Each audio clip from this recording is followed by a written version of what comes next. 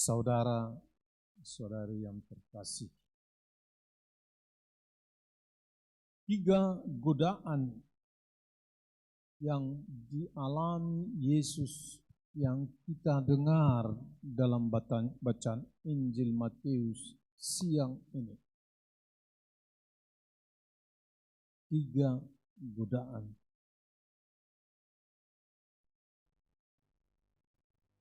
Satu, mengubah batu menjadi roti. Mengubah batu dari roti. Menjatuhkan diri dari tempat yang tinggi. Yang kedua. Yang ketiga, menyembah iblis. Apakah godaan ini juga masih ada dalam diri kita, dalam pengalaman kita sehari-hari? Mengubah apakah yang diminta oleh iblis dalam kehidupan kita?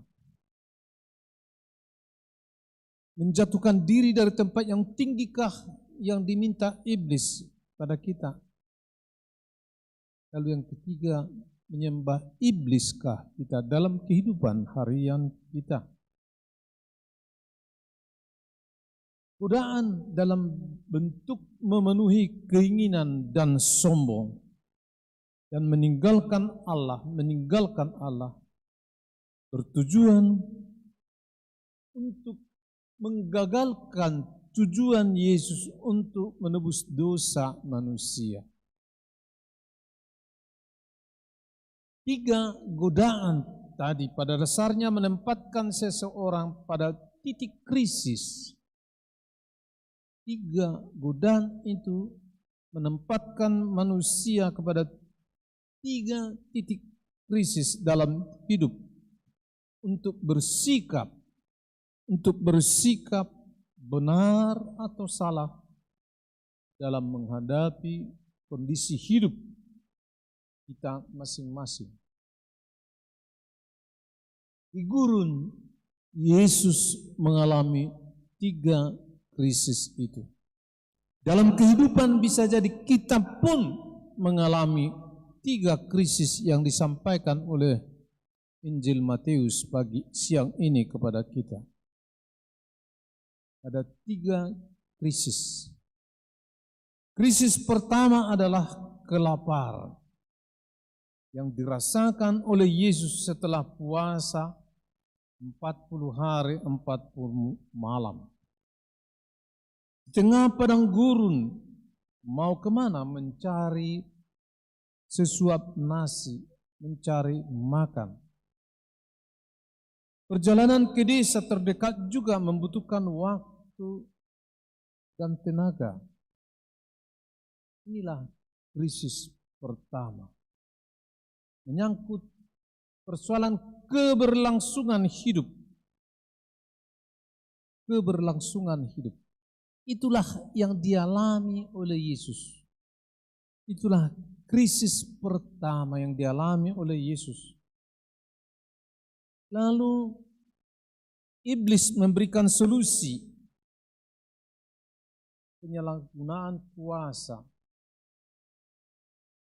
Kalau menyangkut keberlangsungan hidup, manusia pada umumnya mudah menyalahgunakan kekuasaan.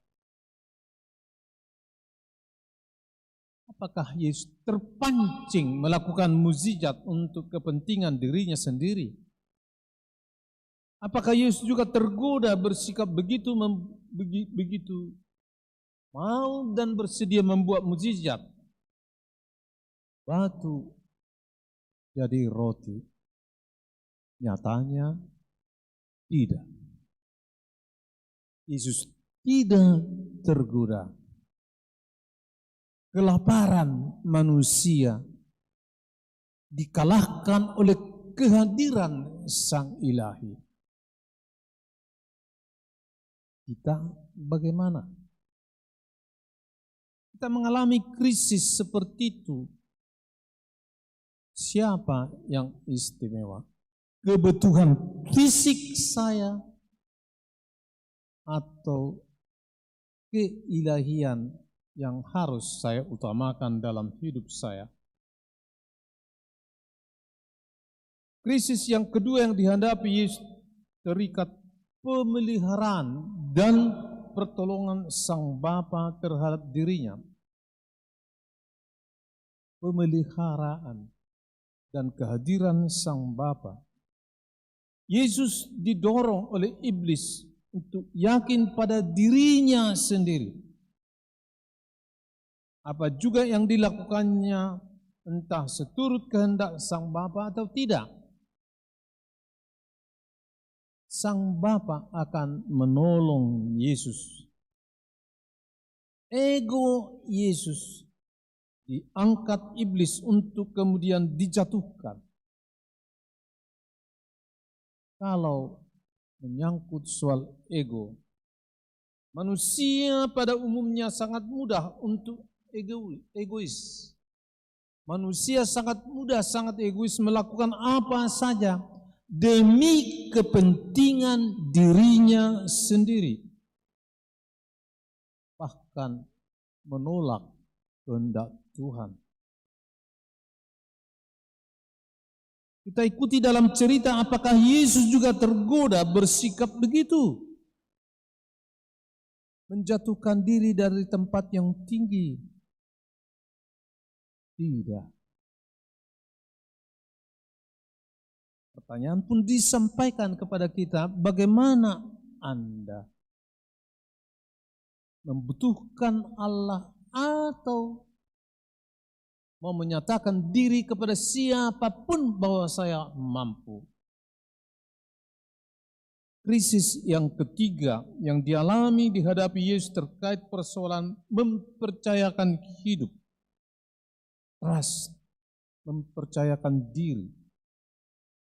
Apakah Yesus akan mempercayakan hidup pada iblis yang menawarkan jalan cepat, kepemilikan terhadap segala kemegahan duniawi, atau pada Sang Bapa? Yesus krisis.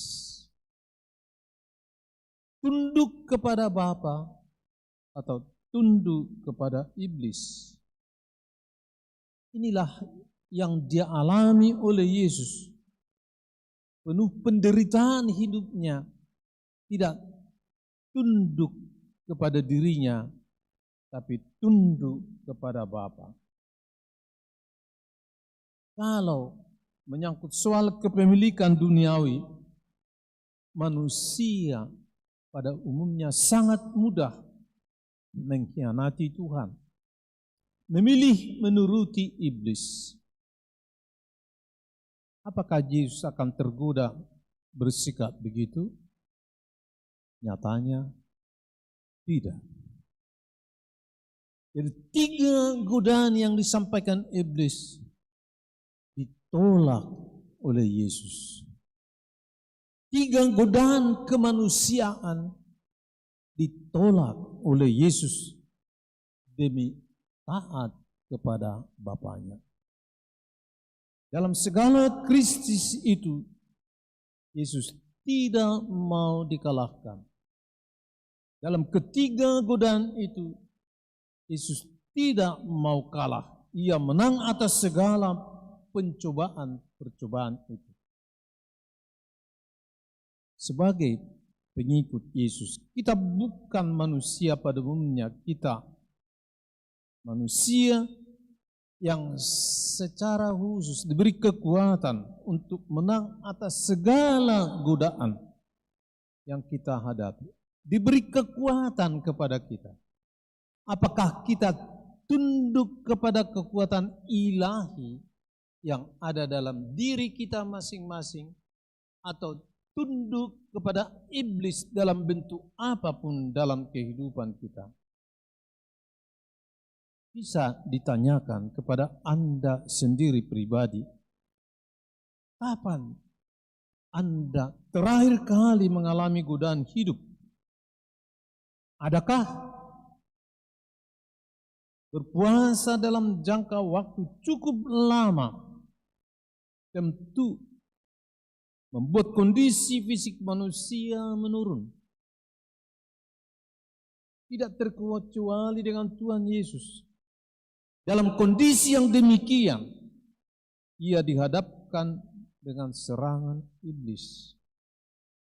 Iblis mencobai Yesus dengan meminta Yesus mengubah batu menjadi roti. Iblis tahu itulah yang dibutuhkan oleh Yesus setelah 40 hari 40 malam berpuasa, yaitu memenuhi kebutuhan fisiknya. Yesus mengatakan tidak. Melalui pencobaan ini iblis ingin mengalihkan Yesus dari hal-hal rohani kepada hal-hal duniawi. Dari hal-hal rohani ke hal-hal jasmani. Jangan-jangan kita pun digoda oleh hal-hal jasmani dalam kehidupan kita. Jangan-jangan iblis pun dengan tegar mengikuti perjalanan hidup kita dan berusaha memenuhi kebutuhannya dengan bergantung pada kekuatannya sendiri, bukan pada Allah. Kita tergantung kepada kekuatan iblis, bukan kekuatan Allah. Tuhan Yesus tidak terkecoh dengan semua itu. Ia tetap tergantung pada Bapaknya dan tidak menuruti perkataan iblis. Ia menjawab tantangan dan mematahkan serangan iblis dengan firman Tuhan. Ia menegaskan kepada iblis bahwa hidup dan mati manusia tidak tergantung dari kebutuhan fisik, melainkan oleh kehadiran Allah.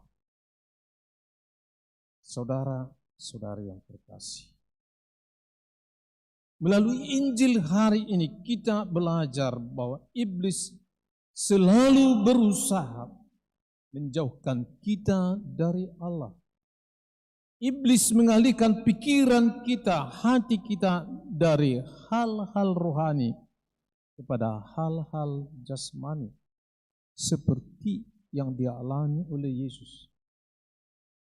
Iblis memanfaatkan materi dan kekhawatiran hidup kita sering mengacau ketika kita sedang menyenangkan Allah. Misalnya, iblis membujuk kita untuk mengikuti pertemuan bisnis ketimbang beribadah. Jangan-jangan yang hadir di sini pun tadi pagi mengalami kesulitan. Ke gerejakah atau mengikuti bisnis? Ke gerejakah atau mengikuti F1 di Balige? Jangan-jangan ini tergoda semuanya ini. Termasuk saya, semua saya tonton dengan takjub saya. Tergoda saya. Saya sedang mempersiapkan khotbah tadi malam. Tapi lebih banyak godaan F1 Balige karena merasa ini kampung awak, kampungku. Kok begitu? Saya terkagum-kagum dengan peralatan-peralatan hebat itu. Saya kagum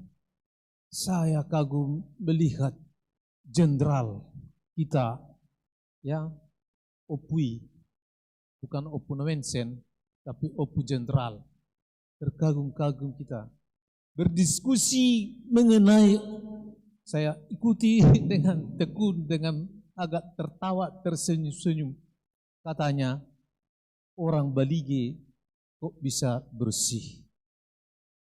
Orang Balige kok bisa taat aturan? Orang Batak yang nampaknya kotor katanya, kok bersih? Mulai dari Simpang 2 sampai ke Tarutan katanya, jemuran di depan rumah. Jemuran di depan rumah. Luar dalam di situ pertunjukan sepanjang jalan. Apakah itu? Itu diskusi mereka tadi malam. Tapi tetap melihat yang terbaik. Tetap yang terbaik. Itu yang dikatakan oleh Obui Jenderal kita ini. Dengan Menteri Pariwisata. Mereka sangat-sangat mendorong supaya manusia Indonesia ini berkembang, bertumbuh. Tapi bisa tanya, penuhkah gereja di Bali hari ini? Di mana yang penuh? Di panggung, di pantai, atau di gereja? Kita pun dipertanyakan, apakah kita mengutamakan Allah atau manusia? Itulah Injil hari ini. Semoga kita terbantu. Amin.